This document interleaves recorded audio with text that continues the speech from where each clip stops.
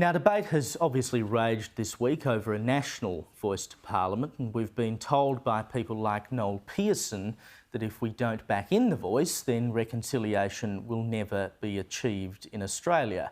He also, of course, said that asking for details of what exactly this voice would be and how it would operate and what powers it would have was a quote-unquote diversion. Mr Pearson is wrong. Detail is not a diversion, it's the whole point. We're being asked to divide people on the basis of race in our most powerful legal document, and Australians won't do that unless they know what it would lead to. And it's not because Australians are racist, it's because they are not racist. We are naturally sceptical of splitting people up by race and giving special powers or privileges to one race and not another, because we have seen the realities of racism. This country once operated under the White Australia policy. It wasn't until 1967 that Aboriginal people were counted in the population and were considered equal under constitutional law. And we should never forget that referendum passed with a 90.77% majority. Basically, the entire country voted against racism. And voting was only made compulsory for Indigenous people, as it was for everyone else, in 1983. We don't want to go back to the bad old days of dividing by race. That is why people are sceptical about the voice. But apparently it would fix all ailments. Remember what Linda Burney had to say earlier in the week about how Alice Springs would be hunky-dory if we already had a voice to Parliament. That is, the voice to Parliament had been established previously. I don't think we would be where we are in terms of Alice Springs at the moment, because we would have been getting practical advice from people who are representative of the community in relation to these social issues. I mean, it is wrong to think that, the issue out here is just alcohol.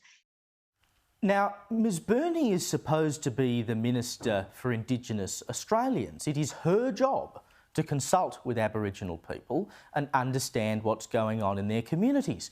Why does she need a voice to Parliament to tell her what's going on? And here was Anthony Albanese's attempt at explaining how it would fix things. And the reason why it will make a difference, the voice isn't the end. The voice is the means to the end. The voice is the vehicle, by listening to people, to get better practical outcomes, to close the gap, which is there in health, in education, in housing, in life expectancy, in justice outcomes. I mean, that sounds like when a student's try to pad out their assignment to meet the word limit. The beginning is at the start and the end is at the finish. I mean, please. But this march to divide us by race isn't just happening at the federal level, it's going on in the states too. South Australia will be the first state in the country to have its own voice to Parliament. Now, it will be a legislated voice, not a constitutional one, but it will be directly involved in the parliamentary process. The Greens have agreed to support it, and the Malinauskas Labor government plans to have it in place by the end of the year.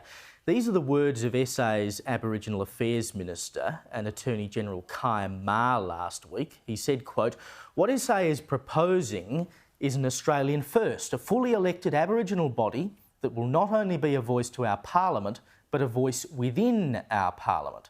This will be done through a series of elected local Aboriginal voices, and from there they will form a statewide voice that will have the ability to make an annual address to a joint sitting of Parliament every year. The voice will also have the ability to speak on the floor of Parliament on any piece of legislation, provide reports to Parliament on matters of interest, and to have regular meetings with Cabinet and Chief Executives. It will be an elected group chosen by and consisting of people of only one race, and it will have an actual voice in Parliament on whatever it wants. Now, the state government is obviously under no obligation to accept what this elected body says, but it can't be denied that this will give one race of people a louder voice in South Australian politics than any other. Native title groups in SA, by the way, are opposed to this version of a voice to Parliament. Now, I've asked this question many times, but I'll come back to it again. Why do governments need these quote-unquote voices to Parliament to know what's happening in Indigenous communities and the issues facing Aboriginal people. A Labor government's saying that they are so bad at consulting Aboriginal people that they need to be forced to do so by either the Constitution or legislation. I mean, what are these Aboriginal Affairs ministers doing? In New South Wales, Labor has promised to start work on an Aboriginal treaty if it wins the state election in March, which, if you believe the bookies, is highly likely. Plenty of other states are also in the process of trying to negotiate treaties, including Victoria. But like The Voice, we don't really know what these treaties are or what they would entail. Are we looking at the taxpayer having to pay reparations, for instance, to Aboriginal people who've not been personally dispossessed of any land? Are we talking about a document that would essentially create two classes of people, Indigenous and non-Indigenous? Now, if that's the case, then they'll be separating Australians by race, which is something we've fought against for decades. And if they don't go down that road, then these treaties will simply be a series of motherhood statements that make zero material difference to anyone's life, and they won't improve the lot of Aboriginal people. Victoria is the most advanced state when it comes to establishing a treaty. It even has the backing of the opposition, the coalition, even though we don't really know what it would look like. Victoria has set up a treaty authority to oversee the establishment of said treaty. It exists outside of the government. It's been given legal powers to negotiate deals and settle disputes between the government and Indigenous people.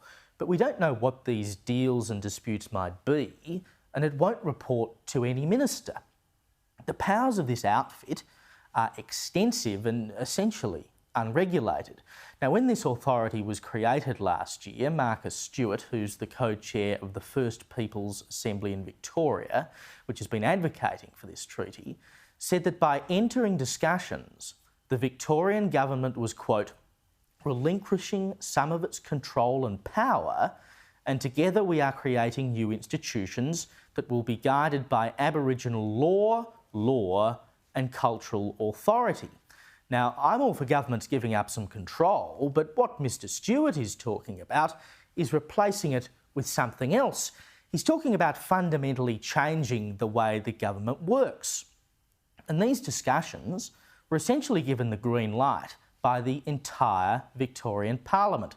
So don't be surprised if this is replicated around the country. Now, we have worked so hard over many years to erase racial divisions, and we are a better nation for it. But it would seem some are keen to reopen those divisions. We should all be equal in this country. It's one of our core values, the fair go. And in an equal society, no race can be more equal than another.